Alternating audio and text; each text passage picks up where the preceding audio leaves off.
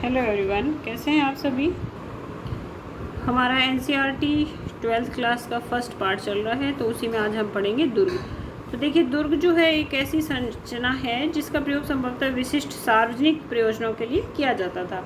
और इसमें माल गोदाम एक ऐसी विशाल संरचना है जिसके ईंटों से बने हुए केवल निचले हिस्से शेष हैं, जबकि ऊपरी हिस्से जो लकड़ी से बने हुए थे वो बहुत पहले नष्ट हो गए और विशाल स्नानागार इसमें सम्मिलित हैं। अब देखिए, मैं एक आपको डायग्राम दिखाती हूँ जो कि बुक में दिया हुआ है। तो आप यहाँ देखोगे माल गोदाम लिखा हुआ है, यहाँ ये सीढ़ियाँ हैं। तो कह रहे हैं कि जो माल गोदाम थे तो उनका जो बेस था वो तो पत्थरों से बना हुआ था, लेकिन ऊपरी हिस्सा जो है वो लकड़ियों का था। तो लकड़ियों का जो हिस्सा है वो ख़राब हो चुका था। और आगे स्नानागार का जिक्र आएगा, तो देखिए यहाँ पे आप देख सकते हैं कि विशाल स्नानागार हैं। और इसकी खास बात क्या थी कि उसमें उत्तर और दक्षिण के लिए सीढ़ियाँ थी, ठीक है। और इनके किनारों पे जो है जिप्सम की लिपाई की गई थी। और जिप्सम इसलिए किया गया था क्योंकि उसमें से पानी जो है वो क्रॉस नहीं होता है, ठीक है। तो चलिए आगे पढ़ते हैं। डायग्राम हमने देख लिया है। विशाल स्नानागार आंगन में बना एक आयताकार जलाशय है। देखिए, आप इसकी शेप भी पूछ सकते हैं, जो चारों ओर से गलियारे से घिरा हुआ है। जलाशय के तल तक जाने के लिए उत्तर और दक्षिण भाग में 2 सीढ़ियां बनी हुई है। देखिए, उत्तर में और दक्षिण में दोनों साइड में सीढ़ियां हैं। जलाशय के किनारों पर ईंटों को जमाकर तथा जिप्सम के गारे का प्रयोग से जलबद्ध किया गया था। और इसके तीनों और कक्ष बने हुए हैं, ठीक है। कक्ष के किस लिए बने हैं भाई, आप नहा के और वहाँ जाके जो है आप कपड़े चेंज कर सकते हैं। आप किसी भी सरोवर पे जाओ गंगा जी के, वहाँ तो हरी की पौड़ी पे इस तरह की कोई व्यवस्था नहीं है, लेकिन आजकल तो वहाँ पे भी वो आयरन बॉक्स से खड़े कर दिए हैं। बाकी अगर आप लोहारगल में जाते हो तो वहाँ पे आपको ये चीज़ें देखने को मिलती हैं। आगे चलते हैं। इसके तीनों और कक्ष बने हुए हैं, जो कि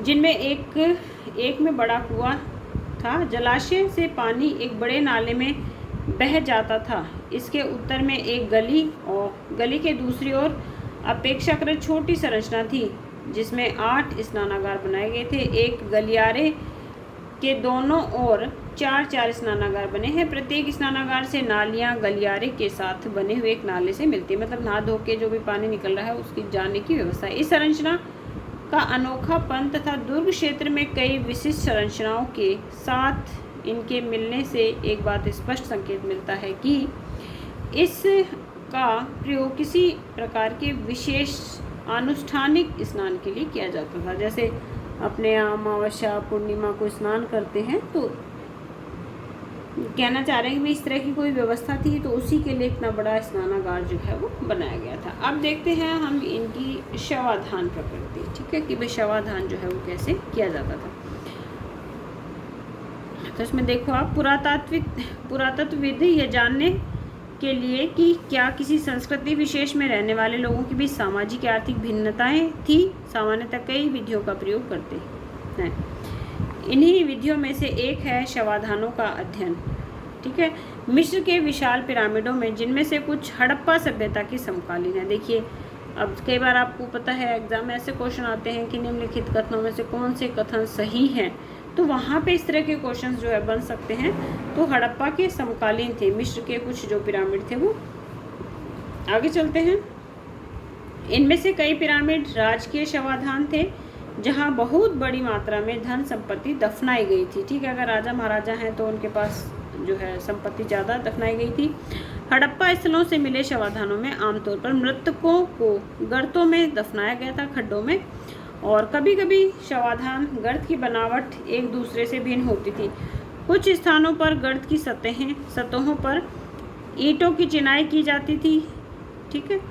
और कुछ कब्रों में मृत भांड अथवा आभूषण मिले हैं, जो संभवतः ऐसी मान्यता की ओर संकेत करते हैं जिनके अनुसार इन वस्तुओं का मृत्यु उपरांत प्रयोग किया जा सकता है। कि भाई मर गए तो खड्डे में कभी दोबारा से पैदा हो गए तो अपना चीज़ें काम में ले लेंगे। चलिए आगे देखते हैं। पुरुषों और महिलाओं दोनों के शवाधानों में आभूषण मिले हैं, ठीक है। जैसे अब अपने यहाँ तो एट प्रेजेंट में अगर किसी की डेथ होती है तो महिलाओं के तो कुछ समाज में जो है नोज पिन रहने देते, बाकी सभी ज्वेलरी जो है निकाल लेते हैं। लेकिन वहाँ पे आप ये देखो कि आभूषण जो है उनके साथ रखे जाते थे। 1980 के दशक में हड़प्पा के कब्रिस्तान में हुए उत्खननों में एक पुरुष की खोपड़ी के समीप शंख के 3 छल्ले और जैस्पर क्या होता है, एक उपरत्न है, के मनके तथा सैकड़ों की संख्या में सूक्ष्म मनकों से बना एक आभूषण मिला है। कहीं कहीं पर मृतकों को तांबे के दर्पण के साथ दफनाया गया है। देखिए, ये एग्जाम में क्वेश्चन भी आया हुआ है कि जो शवाधान के साथ जो वो मिला था, दर्पण मिला था, वो किस धातु का था, तो उसमें तांबा, कांसा, टीन ये सब आता है, तो वो बना था तांबे का। परंतु कुल मिलाकर ऐसा लगता है कि हड़प्पा सभ्यता के निवासियों का मृतकों के साथ बहुमूल्य वस्तुएं दफनाना में विश्वास नहीं था। ठीक है, मतलब ज़्यादा इम्पोर्टेंट चीज़ें जो है वो नहीं दफनाते थे, छोटी मोटी चीज़ें जो है वो दफनाते थे। देखते हैं विलासिता की वस्तुओं की खोज। सामाजिक भिन्नता को पहचानने की एक अन्य विधि ऐसे पुरावस्तुओं का अध्ययन करना, जिसे पुरातत्वविद मोटे तौर पर उपयोगी और विलास की वस्तुओं में वर्गीकृत करते हैं।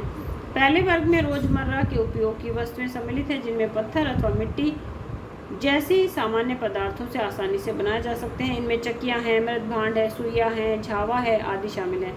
ये वस्तुएं सामान्य रूप से बस्तियों में सर्वत्र पाई गई हैं। ठीक है, और पुरातत्वविद उन वस्तुओं को कीमती मानते हैं जो दुर्लभ हैं अथवा महंगी हैं, स्थानीय स्तर पर उपलब्ध पदार्थों से अथवा जटिल तकनीकी से बनी। इस प्रकार फेयंस, अब देखिए फेयंस पे क्वेश्चन आया हुआ है, घिसी हुई रेत अथवा बालू तथा रंग और चिपचिपे पदार्थ के मिश्रण को पकाकर बनाया जाता था। उसको क्या बोलते थे? फेयंस बोलते थे। और यहाँ पे देखो आप, ये फेयंस से बना एक मटका सा है, आप चित्र देख सकते हैं बहुत अच्छे से। तो ये क्या मजबूत हो गया है। ठीक है, आगे पढ़ते हैं। मिश्रण को पकाकर बनाए गए छोटे पात्र संभवतः कीमती माने जाते थे, क्योंकि इन्हें बनाना क्या था? कठिन था। ठीक है, अब जिन चीज़ों को बनाना कठिन होता है वो ऑलवेज महंगी होती है। अगर हम बात करें रेशम की, तो रेशम को बनाना बहुत कठिन है, और इसीलिए रेशम के आप कोई भी सूट, दुपट्टा, साड़ियाँ वगैरह लोगे तो वो सब जो है वो कॉस्टली मिलेगी। तो आज की वीडियो बच्चों यही समाप्त करते हैं हम।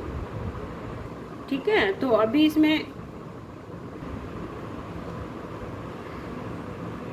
ठीक है, तो इसमें अभी 2-3 क्लासें और बनेंगी, तो हम बुक से स्टडी करेंगे, उसके बाद इम्पोर्टेंट जो चीज़ें हैं वो उसमें से निकाल लेंगे। और मेरी वीडियो देखने के लिए आप सभी का धन्यवाद। कमेंट या कोई सजेशन आप लोगों की तरफ से नहीं है, आपकी शांति चुप्पी इस बात को बताती है कि आप लोग जो हैं सेटिस्फाइड हैं और चीज़ों को सुन रहे हैं, समझ रहे हैं। चलिए, आप सभी का धन्यवाद।